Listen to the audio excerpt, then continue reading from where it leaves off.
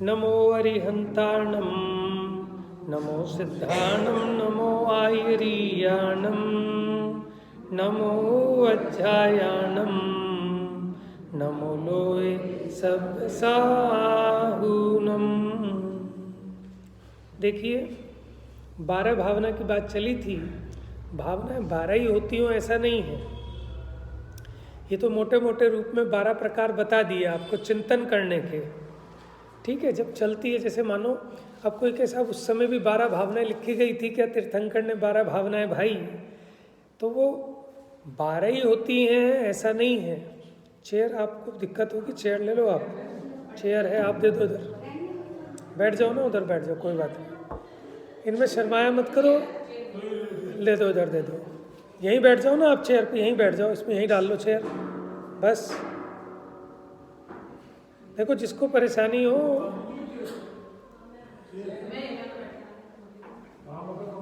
हाँ देखो स्वाध्याय होनी चाहिए, उपयोग लगना चाहिए।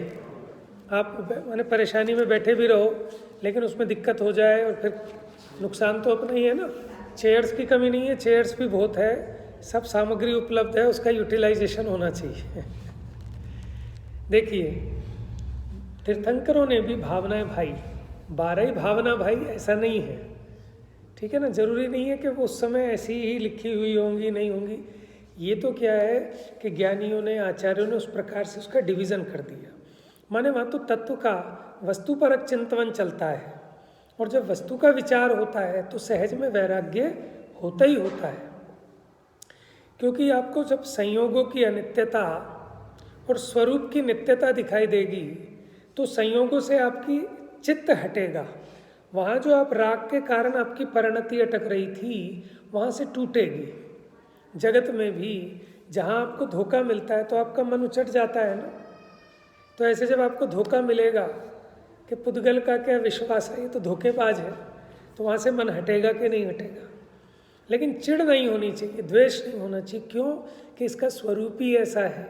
गलती तो तुम्हारी है ना, तुम उस बुलबुले को शाश्वत मान के बैठे थे, लेकिन उसने तो नहीं कहा था मैं शाश्वत हूँ। ये तो आपकी भ्रम था ना कि आप मान के बैठे थे, और आज आपका भरोसा टूट गया। तो विश्वास आपने ऐसा किया था, वो आपकी मिस्टेक थी, तो उस पर कषाय भी नहीं होगी।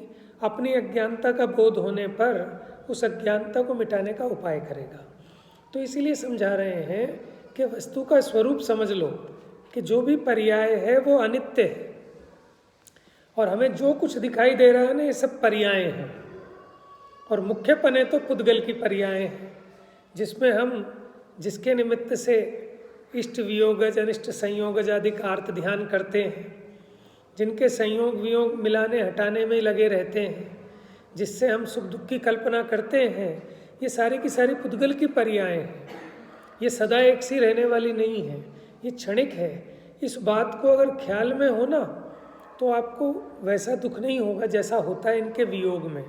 अब एक बच्चा देख रहा था उस बुलबुले को, बड़ा खुश हो रहा था, इतने में बुलबुला फूट गया, बच्चा रोने लगा कि मेरा खिलौना टूट गया। लेकिन उसको क्योंकि पता नहीं था, ऐसे मिट्टी का खिलौना दिलाया तो पिताजी ने जब दिलाया ना तब उन्हें पता था कि 1 घंटे का है, और बच्चा तो सोच के बैठा था ये तो अब मेरा है। जैसे हम अपने संयोगों को, हमारे संयोग में कोई मिला तो हम क्या मानते हैं कि इसका तो कभी अभाव होगा ही नहीं, लेकिन इतनी देर में हाथ से फिसला और टूट गया तो बच्चा कैसे बिलक बिलक के रोता है। जैसे अपने संयोगों का अभाव होने पर हमारा चित्त रोता है ना, बच्चा भी बराबर उतना ही दुखी होता है, क्योंकि हमें जैसा लगता है अरे बेवकूफ़ है, खिलौना तो और आ जाएगा। तो ऐसे हमें भी आचार्य समझाते अरे भैया ये तो संयोग था, इसका वियोग हो गया, कल दूसरा संयोग मिल जाएगा। लेकिन समझ में नहीं आती, वो बराबर पूरा ऐसे ही दुखी होता है, उसका अपनी एक अलग दुनिया है। बात समझ में? जैसे वो बच्चा हरकतें कर रहा है, नादानी कर रहा है, ऐसे ही हम भी अज्ञान दशा में यही नादानी कर रहे हैं। तो तीर्थंकरों ने वस्तु के स्वरूप का विचार किया। यद्यपि वो ज्ञानी थे, लेकिन वस्तु का स्वरूप उपयोग में लेने पर विशेष वैराग्य उत्पन्न होता है। अभिनंदन नाथ भगवान का आज जन्म और तप कल्याणक है ना, और हम कल परसों कह रहे थे कि वो आकाश में बादल देखे, वो अभिनंदन भगवान का ही है। उनके पूर्व भव में महाबल महाबल ही थे शायद विदेश क्षेत्र में, तो उन्होंने आकाश में वो बादल देखे और उनका विघटन हो गया थोड़ी देर में ही। तो बस ये देखकर उनका वैराग्य चिंतन चल पड़ा, कह रहे भैया जिसमें हम संयोगों को नित्य मान के बैठे हैं वो तो क्षणिक हैं, है ना, आपको पता नहीं कब वो बिछड़ जाएंगे। इसलिए इनके पीछे लगना वो बस आकुलता को ही बढ़ाना है। व्याकुलता का फल व्याकुलता है। मैं शांत निराकुल चेतन हूँ, है मुक्ति रमा। बस अब ये मोह तड़क कर टूट पड़ता है। इतना विचार किया जीव ने, कल बताया था ना, यही तो जीव का पुरुषार्थ है कि अपने उपयोग को तत्व अभ्यास में लगाने का उपाय करे, तत्व निर्णय में अपनी बुद्धि को लगाए। तो बस जब ये वस्तु का स्वरूप समझ में आता है तो परिणति वहाँ से ऑटोमेटिक हटती है विषय कषायों से।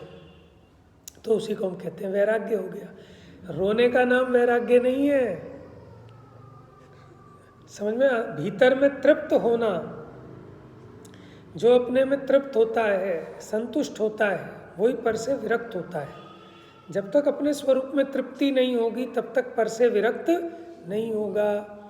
एक बालक रोज अपने यार दोस्तों के साथ काम पे से आता था, नौकरी पे से, और शाम को घूमने फिरने निकल जाता था। अब उसका विवाह हो गया, अब उसने दोस्तों के साथ घूमना फिरना बंद कर दिया। तो वो बताओ दोस्तों से विरक्त क्यों हो गया?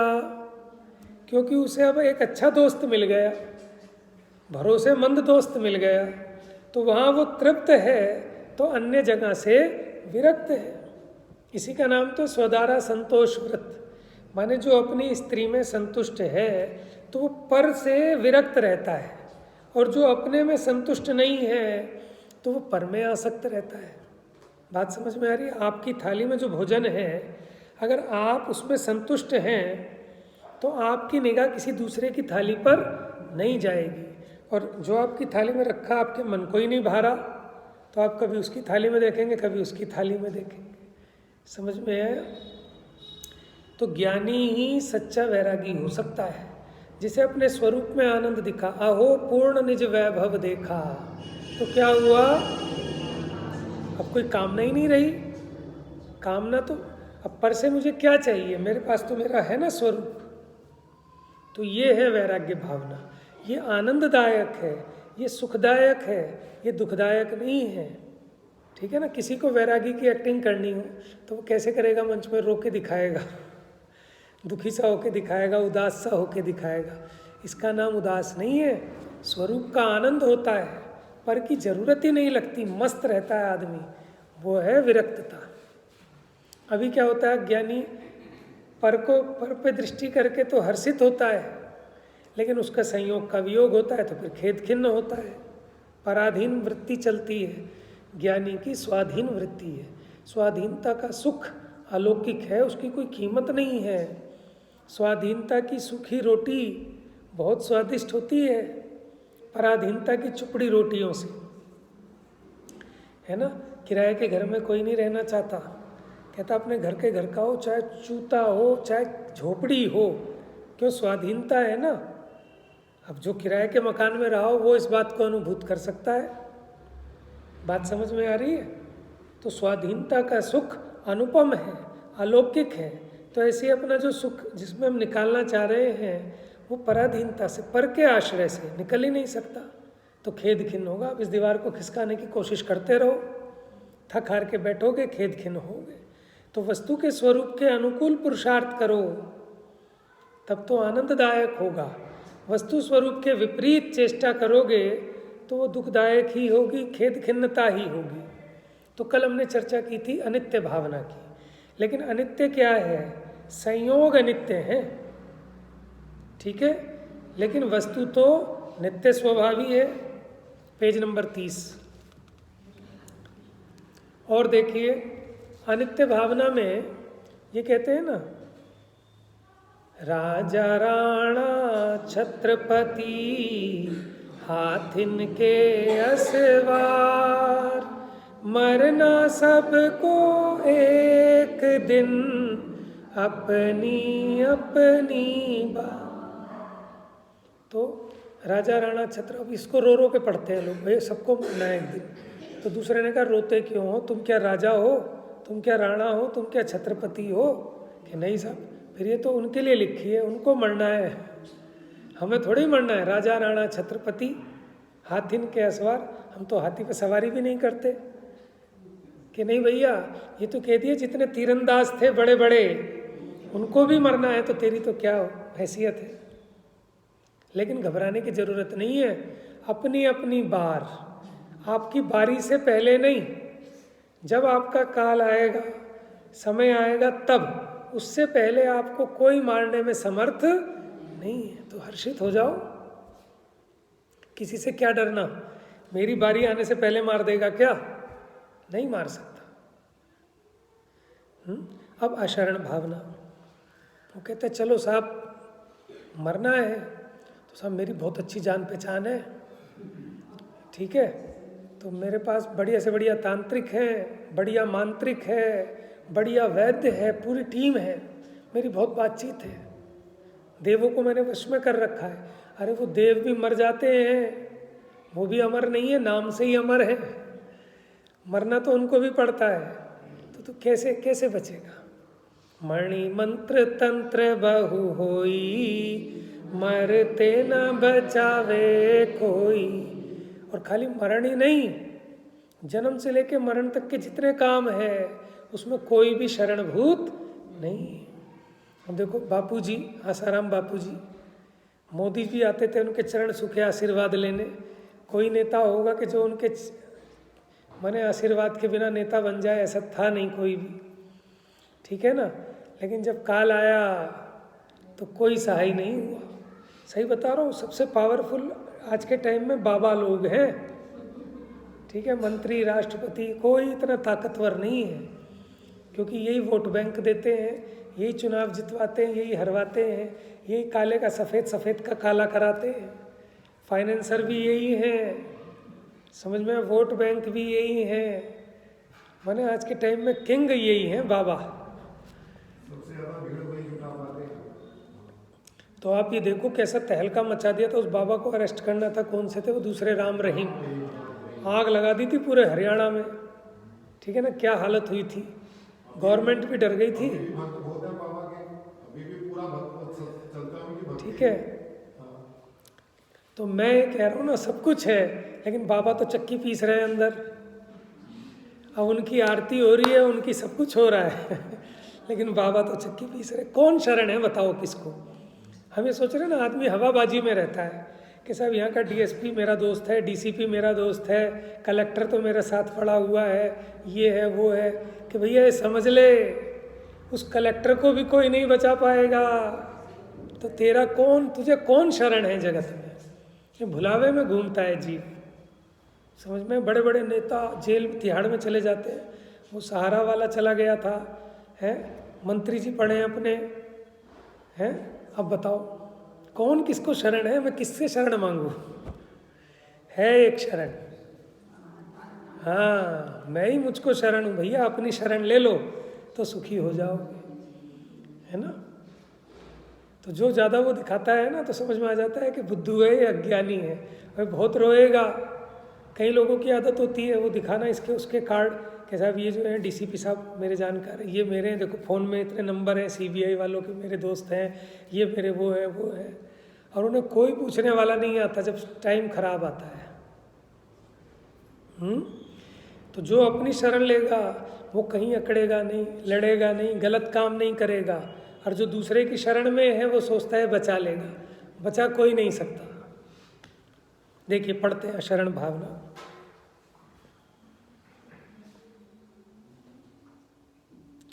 जो पाप बंध के है निमित्त वे लौकिक जन तो, पर सच्चे देव अवलंबन है व्यवहार सही।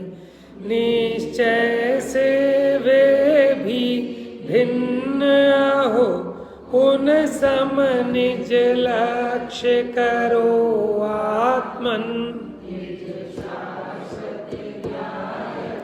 ध्रुव स्वभाव ही एक मात्र है। भरपूर सुखी कर दोगे तुम, ये सोचे सन्मुख खड़ा रहा। पर तुम वीतराग हो लीन स्वयं में, कभी ना मैंने। भैया तुम तो वीतरागी हो, तुम मुझे कैसे सुखी दुखी करोगे? तो क्या रागी कर सकते हैं क्या? कि कर नहीं सकते, लेकिन करने का विकल्प कर सकते हैं। कर तो वो भी नहीं सकते, करने का विकल्प ही तो करते हैं। हम और आप क्या करते हैं? विकल्प ही तो करते हैं। कर सकते हैं क्या? कुछ नहीं कर सकते। माँ पेपर में बच्चे को बहुत आशीर्वाद दे के भेजती है। वो क्या होता है? दही और मीठा कुछ चलता है ना ऐसे। वो हमें पता चला था एक, कि वो दही तुलसा का पत्ता, वो हमने भी चालू किया। हमने कहा मम्मी तुम हमें भी खिलाओ। वो आंटी खिलाती है, उसका पेपर है तो समझ में आया। और हम जब पेपर में देखते थे बच्चे क्या करते थे, पेपर में ऊपर 3 कॉलम बनाते थे। मेरी उम्र के भी बहुत हैं। 3 कॉलम इधर लिखते थे वो बच्चे, जय माता दी, ओम नमः शिवाय, और बीच में अपना नाम, कक्षा, रोल नंबर। तो हम भी इधर लिखते थे जय महावीराय नमः, इधर लिखते थे जय वीतराग कि पेपर बढ़िया हो जाएगा। एक विद्या रानी का पौधा आता था कि किताब में रख लो विद्या आ जाएगी। हमने कहा मैथ्स नहीं आती, मैथ्स की किताब में रखेंगे। हाँ, वो मोर का पंख रखते थे। तो भैया ये सब अवलंबन है क्या? इससे आ जाती है क्या विद्या? है ये तो मैंने उदाहरण दिया, आपके अनुभूत उदाहरण है। अब लगती है ना कि मूर्खता है। बहुत सारे लोगों को आ गई, हमें भी आ जाएगी, ऐसा सोचते थे। सही है, मूर्खों को यही काम होते हैं बस, वही नहीं कामों में लगे रहते हैं बस। जो असली पुरुषार्थ है वो करते नहीं। तो पढ़ाई कर तो पढ़ाई अच्छी आएगी है? तो देखो कितना ज्ञान का चक्र चलता है दुनिया में, हमने भी बहुत करी है ना। ऐसे हम भी चलते थे, जैसे उसने लिख दिया जय माता दी, जय बजरंगबली, तो हम अपने अपने लिख देते थे। अपने भी लिख देते, ये भी लिख देते थे। वो मोर पंख रखते थे, इससे आती है। तो ये सारे कर्म हमारे भी किए हुए हैं। तो बहुत बातें चलती हैं। देखो देखा देखी, ये तो घरों में संस्कार हैं तो ठीक है, नहीं तो बच्चे पता नहीं ना जाने क्या क्या करने लगे, क्या क्या सीख सीख के आ जाए देखा देखी। ऐसा ना इतने सारे लोगों को आ रही है तो हमें भी आ जाएगी। बस यही उसके पीछे यही तर्क होता था, इतने सारे लोग पागल हैं। तो हम यह कह रहे हैं कि अवलंबन की बात है। जो पाप बंध के हैं निमित्त, वे लौकिक जन तो शरण है। उनकी शरण लोगे तो कहाँ जाएंगे? वो खुद ही नरक में जाने वाले हैं, पापी जन। उनकी शरण लोगे वो तो पत्थर की नौका के समान है, जो खुद डूबने वाली नाव है उसमें कौन बैठता है? तो जो लौकिक जन है तो शरण है ही नहीं, क्योंकि तो बेचारे खुद ही जा रहे हैं नीचे। अच्छा, लेकिन जो सच्चे देव शास्त्र गुरु हैं वो भी अवलंबन है, ये व्यवहार है। समझ में आया भाई? उनसे तो प्रेरणा लेकर उनके सानिध्य में करना आपको स्वयं है। निश्चय से वे भी भिन्न हो, उन सब निज लक्ष्य करो आत्मन। बस इतना ही अवलंबन है कि उनको देखकर इन्होंने जो किया वही मुझको करना है। बस इस अपेक्षा हम कह रहे हैं कि वो सहायक है, शरण है। और वास्तव में तो निज शाश्वत ज्ञायक ध्रुव स्वभाव ही एकमात्र है आलम्बन। देखो भगवान किसकी मदद करते हैं? जो अपनी मदद खुद करते हैं। तो फिर भगवान क्या करते हैं उसमें? फिर ये व्यवहार लागू पड़ता है। समझ में है?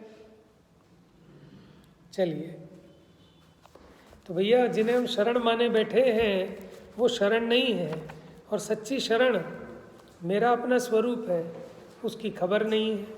उसी के आश्रय से दुख मिट सकता है।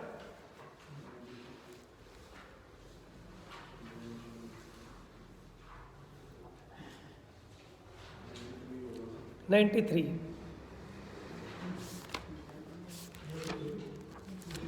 गुण अनंतमय परम पद श्री जिनवर भगवान, गे लखत हैं ज्ञान में अचल सदा निज थान।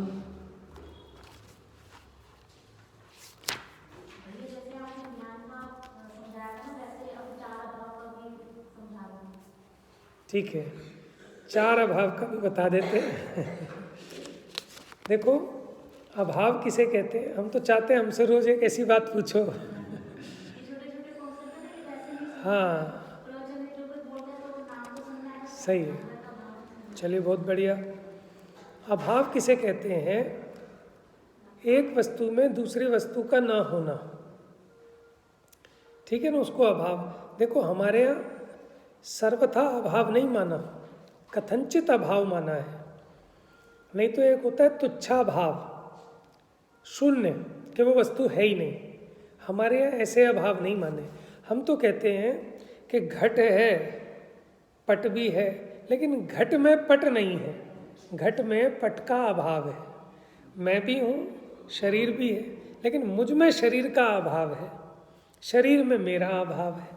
तो हम अभाव कैसे मानते हैं कि उसकी सत्ता तो है, लेकिन उसकी सत्ता अपने स्वचतुष्टय में है, पर चतुष्टय में उसकी सत्ता का अस्तित्व नहीं है, उसका नाम है अभाव। पहले तो ये बात समझ लेना, बात समझ में आ गई? जगत में सत्ता है, लेकिन एक पदार्थ का दूसरे पदार्थ में ना होना, इसको कहते हैं अभाव, ठीक है।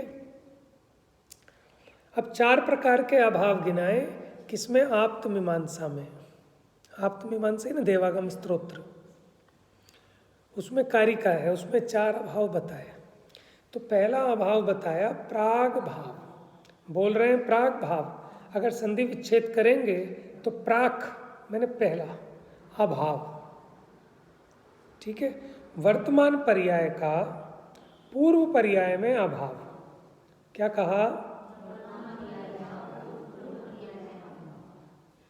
ठीक है, माने जो आज अभी वर्तमान पर्याय है, जब पूर्व पर्याय में इसकी सत्ता नहीं थी, ये नहीं थी, लेकिन आज हो गई ना। तो अगर प्राग भाव ना माने तो कार्य अनादि का ठहरेगा। माने जो आज है वो कल भी था, उसके पहले भी था, उसके पहले भी था। बात समझ में आ रही है? तो इससे क्या सिद्धि हुई कि जो अभी वर्तमान पर्याय है, इसका पूर्व की सभी पर्यायों में ना होना, इसका नाम है प्राग भाव। जैसे मानो अभी ये जीव सम्यक दृष्टि है, तो पूर्व की पर्यायों में इसका अभाव था, लेकिन आज है ना। तो इससे एक बात ये भी सिद्ध होती है कि आपको निराश और हताश होने की ज़रूरत नहीं है, कि जो पहले नहीं था वो आज प्रकट हो सकता है। कोई ये ना मान बैठे, अरे हम तो अज्ञानी हैं, अज्ञानी अनादि से हमने तो कुछ पढ़ा ही नहीं। कोई बात नहीं, लेकिन जब जागो तभी सवेरा। और वर्तमान पर्याय का पूर्व पर्यायों में तो अभाव है। प्रध्वंसा, प्रध्वंसा माने ध्वंस होना। अब ये जो पर्याय व्यय हो जाएगी, आगामी पर्याय में इस पर्याय का अभाव रहेगा। तो वर्तमान पर्याय का आगामी पर्याय में अभाव, वर्तमान पर्याय का पूर्व पर्याय में अभाव, प्राक भाव, प्राक माने पिछला, और वर्तमान पर्याय का आगे आने वाली पर्याय में अभाव, प्रध्वंसा, ठीक है, प्रध्वंस अभाव। तो मिलाकर बोलते हैं तो प्रध्वंसा भाव। ये सभी द्रव्यों में घटित होता है। सब में, प्रत्येक द्रव्य के पर्यायों में। तो जो वर्तमान में पर्याय है उसका आगामी पर्याय में अभाव है। अगर मान लो अभी मिथ्या दृष्टि है, तो इस मिथ्यात्व की पर्याय का आगे की पर्यायों में अभाव है। आपको कुछ नहीं करना, ये तो नष्ट होने वाली है पर्याय, क्योंकि एक एक समय की है। बाकी 4 द्रव्यों में तो सेम ही सेम रिपीट होती है ना। हाँ, वो एक अलग बात है, लेकिन उसकी भी पर्याय तो एक एक समय की होती है ना, भले ही वैसी की वैसी हो। तो अगर ये नहीं मानो आप प्रध्वंसा भाव, तो कार्य अनंत सिद्ध होगा, कभी वो रुकेगा ही नहीं, कि जो अभी है वही होता रहेगा हम सदा, जबकि ऐसा नहीं है। तो ये तो एक द्रव्य की अगली पिछली पर्यायों में घटित होते हैं 2 अभाव। तीसरा है अन्योन्य अभाव। अन्योन्य भाव, अन्योन्य क्या होता है? अलग अलग भाव। अन्य अन्य है, अन्य अन्य। तो पुद्गल परमाणु में होता है अन्योन्य भाव। एक अकेला देखो, एक होता है अन्य अन्य, जिसको मिलाकर बनता है अन्य अन्य। एक होता है अनन्य, अनन्य मैंने होता है एक, और अन्य अन्य मैंने होता है अन्य अन्य, अलग अलग। तो ये अन्योन्य अभाव है। इसका एक दूसरा नाम भी है, पर्युदास कुछ ऐसे ही नाम है इसका एक और। तो ये जो अन्योन्य भाव है ये घटित होगा सिर्फ पुद्गल की पर्यायों पर। किस पर? एक पुद्गल द्रव्य की वर्तमान पर्याय का दूसरे पुद्गल की वर्तमान पर्याय में न होना। तो पुद्गल की पर्याय माने स्कंध, पुद्गल की पर्याय माने स्कंध, यानी एक स्कंध का दूसरे स्कंध में अभाव। इसको स्पेशल अलग इसलिए गिनाया कि अपने जो इंद्रिय ज्ञान का विषय बनता है ये सब पुद्गल स्कंध बनता है। जितना कुछ आपको दिखाई दे रहा है, जितना कुछ सुनाई दे रहा है, जितना चखने में आ रहा है, जितना कुछ छूने में आ रहा है, ये सब क्या है? पुद्गल स्कंध।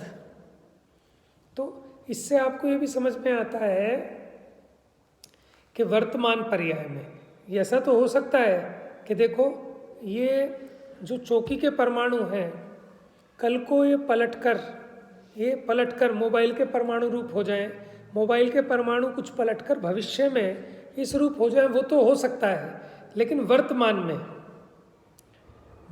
में दो पुद्गल द्रव्यों की वर्तमान पर्यायों का एक दूसरे में नहीं होना। अगर ये हो जाए तो फिर ये भेद ही नहीं रहेगा, ठीक है ना। विष्ठा में और भोजन में भेद नहीं रहेगा, उनमें भेद है क्योंकि उनकी देखो, इसीलिए हम जैसे अध्यात्म में कहते हैं ना कि भैया विष्ठा हो चाहे हलवा हो, क्या अंतर है उसमें? दोनों पुद्गल की पर्याय है। तो ऐसा थोड़ी है कि जैसे भोजन खा लेते हो, हलवा खा लेते हो तो विष्ठा भी खा लोगे क्या? क्यों? क्योंकि उन दोनों में अन्योन्य भाव है। वो तो हम आध्यात्मिक दृष्टि से कहते हैं, तात्विक दृष्टि से कह रहे हैं, द्रव्य दृष्टि से कह रहे हैं कि दोनों पुद्गल की पर्याय हैं, लेकिन फिर भी दोनों के स्कंद न्यारे न्यारे हैं, है ना। वर्तमान पर्याय में उसको स्कंद को ग्रहण किया। चौथा है अत्यंता भाव। अत्यंता भाव माने एक द्रव्य का दूसरे द्रव्य में पूर्णता अभाव, उसके गुण का, पर्याय का, उसके चतुष्टय का। तो ये होता है अत्यंता भाव। जब दो द्रव्यों में भिन्नता, वो अत्यंता भाव से घटित की जाती है। एक होता है, ये तो चार हो गए, चार ही गिनाते हैं अभाव, लेकिन एक होता है अतत भाव। क्या होता है? अतत भाव, अथवा इसको तदाभाव भी कहते हैं। आ का डंडा लगा दो तदाभाव हो जाएगा, वहाँ से आ हटा के शुरू में लगा दो तो अतत भाव हो जाएगा। अतत भाव क्या होता है कि एक ही द्रव्य में रहने वाले जो गुण हैं, एक गुण दूसरे गुण रूप नहीं होता, पृथक पृथक तो नहीं है, लेकिन अन्य अन्य है। समझ में आया? द्रव्य पर्याय मात्र नहीं होता, पर्याय द्रव्य मात्र। द्रव्य और पर्याय में, एक ही द्रव्य और पर्याय में अतद भाव है, संज्ञा, संख्या, लक्षण, प्रयोजन भेद है, तो ये होता है अतद भाव। और छठा आपको बता दिया तुच्छा भाव। वो जैन दर्शन स्वीकार नहीं करता, क्योंकि किसी भी वस्तु का, अगर कोई वस्तु है तो उसका तुच्छा भाव कैसे कह सकते हो? तुच्छा भाव क्या होता है कि वो है ही नहीं, जगत में उसकी सत्ता ही नहीं है। लेकिन हमने तो कहा कि है, लेकिन वो पूर्व पर्याय में नहीं है। वर्तमान पर्याय है लेकिन वो आगामी पर्याय में नहीं है। एक स्कंद है, दूसरा स्कंद भी है, लेकिन ये स्कंद इस स्कंद में नहीं है। दो द्रव्य है लेकिन एक दूसरे रूप नहीं है। द्रव्य भी है, गुण भी है, पर्याय भी है, लेकिन द्रव्य द्रव्य रूप रहता है, अपनी सत्ता को कायम कर रखता है, गुण रूप ही नहीं हो जाता। इस अपेक्षा अतद भाव कहा। बात समझ में आ रही है? दार्शनिक विषय है।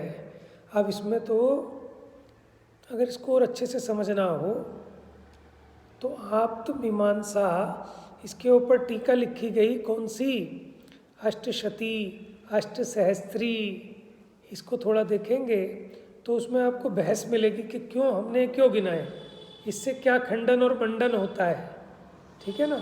तो मेरा भी रस है, मैं पढ़ नहीं पाया इसको ज़्यादा, तो कभी आपका रुचि होगी, जिज्ञासा होगी तो बड़े ग्रंथ में से थोड़ा सा देख के कोशिश करेंगे, जितना समझ में आएगा। अष्टशती, अष्टसहस्री, वो इसी की टीकाएँ हैं, ये जो आप्त मीमांसा है। तत्वार सूत्र का जो प्रथम श्लोक है ना, मोक्ष मार्गस्य नेतारम भेतारम। इस अकेले श्लोक को समझाने के लिए देवागम स्तोत्र लिखा गया आप्तमीमांसा 114, और इसकी टीकाएं हैं अष्टशती, अष्टसहस्त्री। अष्टसहस्त्री किसने लिखी? तो अष्टशती किसने लिखी है? मेरे ख्याल से अष्टसहस्त्री अकलंक स्वामी ने लिखी और अष्टशती विद्यानंद स्वामी ने लिखी है। तो अष्टसहस्त्री कम है, शायद अष्टशती के ज़्यादा होंगे, पर अष्टसहस्त्री से तो नाम से स्पष्ट है 8000, अष्टशती कम है। चलिए अब थोड़ा सा अनुभव प्रकाश पढ़ लेते हैं। कल आपसे पूछेंगे वापस, मोटा मोटा तो पता ही होना चाहिए ना। अब अगर इसको लगा लगा के देखने हैं तो एक किताब है बड़ी अच्छी, वो है ना पंडित कैलाश चंद जी अलीगढ़ वाले, जो स्वर्गीय हो गए हैं, पवन जी के पिताजी थे। उन्होंने जैन सिद्धांत प्रवेशिका के नाम से बहुत सारे भाग लिखे थे, क्वेश्चन आंसर वाले। अब वो कहते हैं कि नींबू को चाकू काटता है, कि जिसने ऐसा माना उसने कौन सा अभाव नहीं माना, बताओ आप। चाकू से नींबू को हमने संहारा बिनारा, तो जो ऐसा मानता है उसने कौन सा अभाव नहीं माना? अन्योन्या, क्योंकि दो पुद्गल द्रव्यों की वर्तमान पर्यायों में अभाव है, चाकू भी ठीक है। लेकिन उसमें ना सावधानी से पढ़ना, अतिरेक नहीं करना कि अच्छा ये कह रहा है चाकू से हमने नींबू काटा है तो मिथ्या दृष्टि है। समझ में है? मुमुक्षुओं में ऐसा बहुत हो गया, लोगों ने जो चीज़ें ऐसी पढ़ ली ना तो वो इसी चीज़ पे बस ये लगाते रहते हैं, तो मिथ्या दृष्टि है। तूने क्या पढ़ा रही? तो मिथ्या दृष्टि है, तुझे ही नहीं पता चीनी से दूध मीठा नहीं होता। भैया वो उदाहरण है, तो सारा लोक व्यवहार ही नष्ट हो जाएगा फिर, है ना। तो बड़ी गड़बड़ होती है, भोले जीव है ना बेचारे।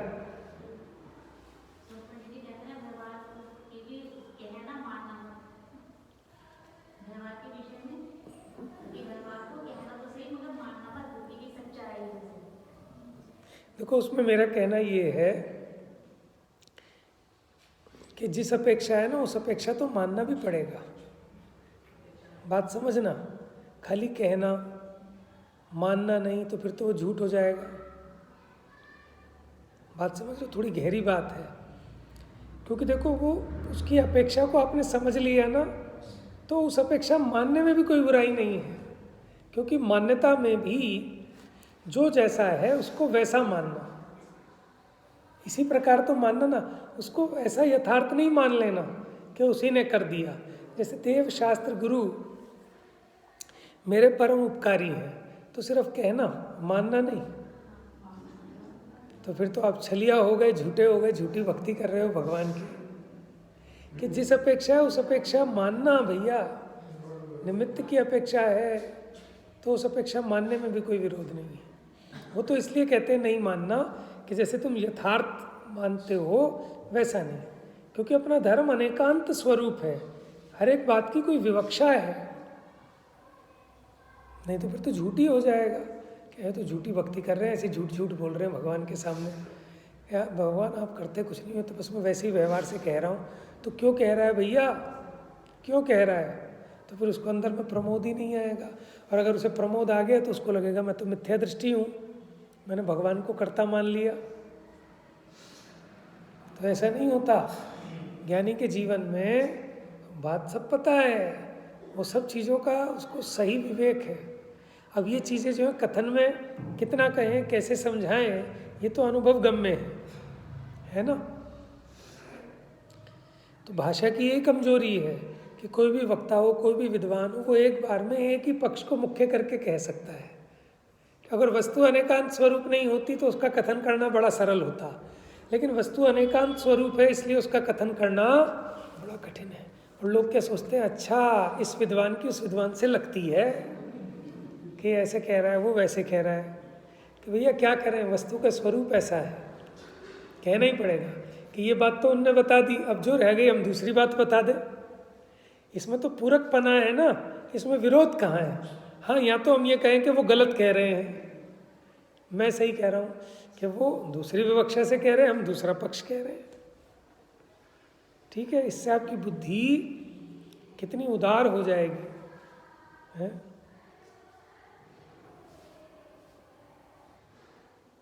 तो हमें तो ऐसा लगता है कि कहीं हम दूसरी दुनिया में पहुंच गए, इतनी अच्छी तत्व की स्वरूप है, भूल जाते हैं सब बाहर की चीज़ें, माने कोई दूसरी दुनिया में आ गए हम। जैसे कल बता रहे थे ना, देव उठाए में कहाँ आ गया। तो हम भी जब इसमें उपयोग तन्मय हो जाता है तो ऐसा महसूस होता है हम कहाँ आ गए, सारी चिंताओं से, सारे दुखों से। और ये तो अभी देखो सिर्फ थोड़ा उपयोग एकाग्र हुआ है, बाहर के विकल्प मिट गए। और जब स्वरूप में उपयोग जाएगा तो आप कल्पना कर सकते हो, अनुमान लगा सकते हो कि वो आनंद कैसा होगा। माने आप ये जो आधे घंटे यहाँ उपयोग को लगाते हो ना, इससे बढ़िया कोई प्राणायाम, इससे बढ़िया कोई योगा, इससे बढ़िया कोई स्ट्रेस रिलीजर नहीं होगा। क्यों? कि दिन भर तो स्ट्रेस में ही लगे रहते हैं, कोई चिंताएं। अब यहाँ आके सारी चिंताएं दूर हो जाती हैं। ये जिनवाणी औषधि है, इससे बढ़िया कोई एक्सरसाइज नहीं है, है?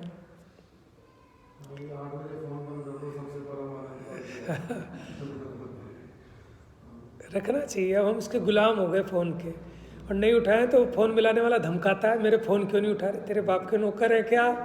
ये फ़ोन तूने थोड़ी दिलाया भैया, हमने अपनी फैसिलिटी के लिए लिया है। किसी भी टाइम फोन पे जा दो, कोई विवेक ही नहीं है। तो मैं तो उठाता ही नहीं, बजते रहो किसी के बज रहे हो, नहीं उठाना तो नहीं उठाना। एक बार पीएमओ से फ़ोन आया, वो इतना मेरे पे चढ़ रहे, झाड़ रहे। मैंने कहा क्या बोले उन्हें, समझ में। अब कहीं कहीं से भी फ़ोन आता है, मैंने कहा जी सेव नहीं था आपका नंबर, सेव होता तो मैं पहले ही उठा लेता। तो क्या है कि आफत ही आती है, कोई भी बंदा फ़ोन कर रहा है, मेरा प्रयोजन होगा तो मैं मिला लूँगा ना। अब मेरा कोई काम नहीं अटक रहा, कुछ नहीं अटक रहा, मैं क्यों उठाऊँ भाई। अगर समय का भी विवेक नहीं है, समय किसी भी समय फोन कर लेते हैं। अब ऐसे समझते हैं कि पुरानी क्या है, तो इस फ़ोन ने हमें गुलाम बना लिया है, समझ में आया? कम से कम समय देख के तो फोन। हाँ, तो कई लोग तो लड़ने हो जाते हैं, खफा हो जाते हैं कि फ़ोन रखते क्यों फिर जब उठाना नहीं तो। आपका तो फोन चालू कर रहा है, तो बंद ही करके रखता हूँ। तो मेरा भी स्विच ऑफ है। अच्छा, हाँ, रिकॉर्डिंग के लिए वो थोड़ी चाहिए नेट।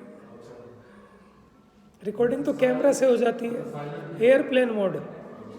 मैं तो ऑफिस से आके एयरप्लेन मोड लगा देता हूँ।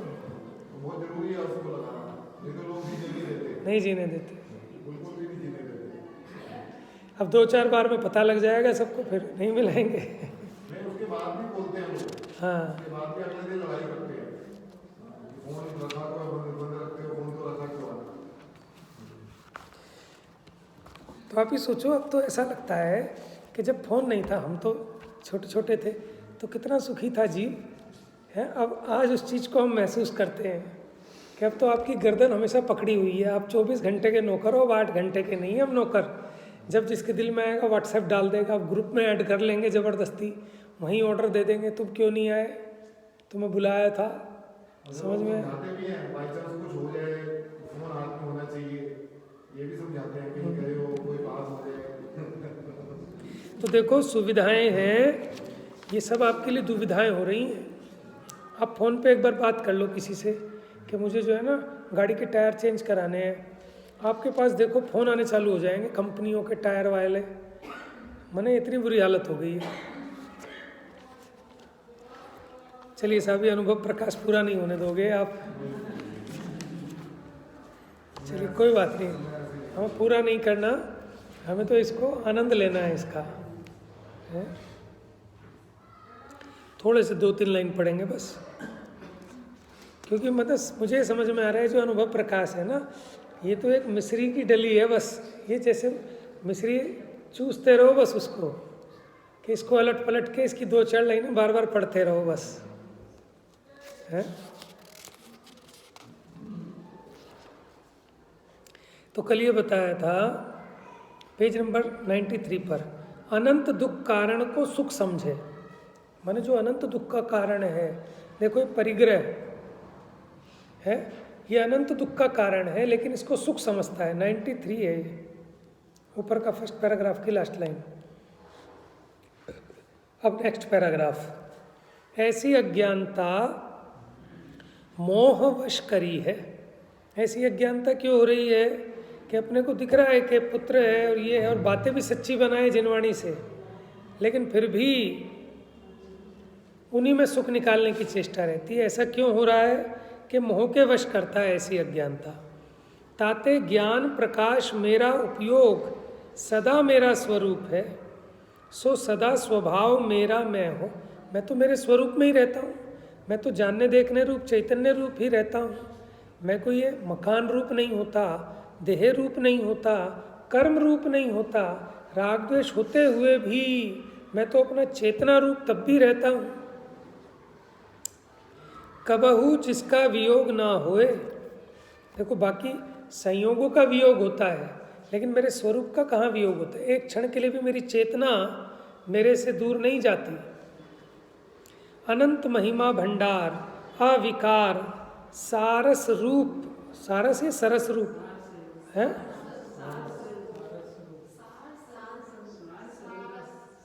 हाँ। अब देखो वहाँ वो इकट्ठा लिखा है ना, तो उसका अर्थ हो गया सारस रूप, और अलग अलग करके लिखे इसको सार स्वरूप, सार स्वरूप। दुर्निवार मोह सो रहित होए। अनुपम आनंद घन की भावना करनी। अंश अंश पर का जड़ व पर जीव सब स्वरूप से भिन्न जान। दर्शन ज्ञान चारित्रादि अनंत गुणमय हमारा स्वरूप है। अभी जीव की थोड़ी कसाय मंद होए, ठीक है, तत्व ज्ञान उपयोग में होए, जब इसका विचार करे तो इसको आनंद क्यों ना होए। प्रतीति में ऐसे भाव करत पर न्यारा भासे। माने जब श्रद्धा में ऐसा निर्णय होता है तो पर पदार्थ न्यारा भासित होता है। माने देह में रहते हुए भी ये देह न्यारा भासित होगा। विभाव रूप उफद मल। उफद मल किसे कहते हैं?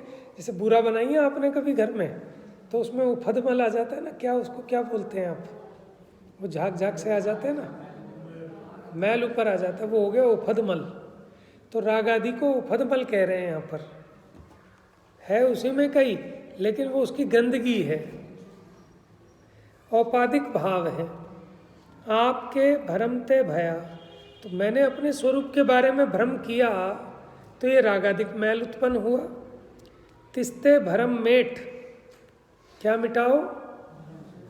टोडरमल जी ने लिखा, भ्रम जनित दुख का उपाय भ्रम दूर करना ही है।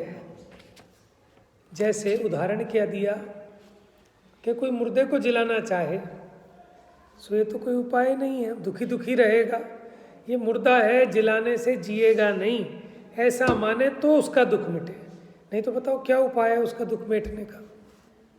तो ये जीव को भ्रम हो गया है कि 5 इंद्रियों में से सुख निकलेगा। ये जो भौतिक साधन है इनमें से सुख आता है, पैसे में से सुख आता है। ये भ्रम हो गया है ना, इसलिए दुखी हो रहा है। और इसका भ्रम मिट जाए अभी कि भैया इनमें से सुख नहीं आता। जब आवे संतोष धन, सब धन धूर समान। संतोष किसको होता है? जो अपने स्वरूप का आश्रय लेता है, उसके बिना संतोष है ही कहाँ। तिस्ते भरम मेठ, विभाव न होए स्वभाव प्रगटे। अनादि अज्ञानते गुप्त ज्ञान भय। क्या कह रहे हैं कि अब ऐसा अगर इसको ज्ञान होए तो स्वभाव प्रगटे, और इसका जो ज्ञान था वो अनादि अज्ञानता के कारण गुप्त हो रहा था, छुप रहा था, अब वो प्रकट हो जाए। चलिए अब समय अधिक हो गया, कल चलाएंगे इसको। जा वाणी के ज्ञान से सूझे लोकालोक।